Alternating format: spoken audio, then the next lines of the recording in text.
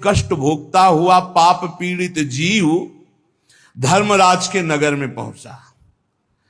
अब वहां सेकंड के कम हिस्से में हिसाब हो जाता है। ऐसा थोड़ा क्या नाम है, कहां से लाए हो, क्या क्या किया, ऐसा नहीं। एक सेकंड के कम हिस्से में बहुत ही लाइन लगी हुआ। यम यातना के शरीर में भारी कष्ट भोगता हुआ जीव अब वहां से उसको उसके कर्म के अनुसार नरकों में ले जाया जाता है।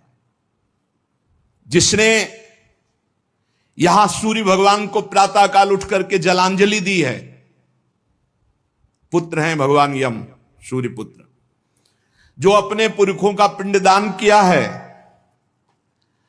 जो समय समय पर अपने पूज्य जनों को, गुरुजनों को, संतों को अपने घर में बुलाकर भोजन पवाया है, जो बुजुर्गों को तेल मालिश करके, जैसे उन्होंने हमें तेल मालिश करके पुष्ट किया, ऐसे वृद्ध माता पिता के जो चरण दबाना है, शरीर पर तेल लगाना है, उनके वस्त्र धो देना, उनको भोजन कराना है,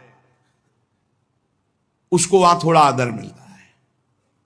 बैठो, खान पान, थोड़ा सुख सुविधाएं, नरक से नहीं बचोगे।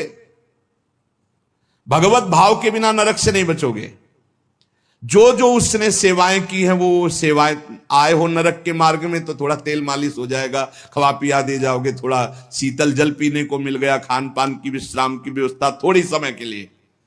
अरे इसीलिए जय सीत हरिवंश नरक गति। तो ये जो अपने माता पिता को गाली देते हैं, जो मनमानी आचरण करते हैं ना, खूब अच्छे से तृप्त होते हैं। अब बात ये कि याद नहीं रहती ना, जैसे गर्भ की बात याद नहीं, यार गर्भ की बात याद आ जाए तो तुम भजन के सिवा कुछ नहीं करोगे। मरने की बात याद आ जाए कि पीछे जब मरे थे तो कितना कष्ट हुआ, मां के गर्भ में रहे कितना कष्ट हुआ, ऐसी जेल तो है ही नहीं मां के गर्भ जैसी। विचार करके देखो। अब वो मृतक जीव जो जो सुविधाएं दान की थी, वो उसे कुछ दिन के लिए वहां सैया मिल गई, भोजन मिल गया, विश्राम मिल गया। कुछ दिन के लिए भाई, बहुत होश में, दान पुण्य के भरोसे मत रहना। अब जब वो पुण्य खत्म हुआ उनका, तो यमदूत उनको साथ लेकर गए।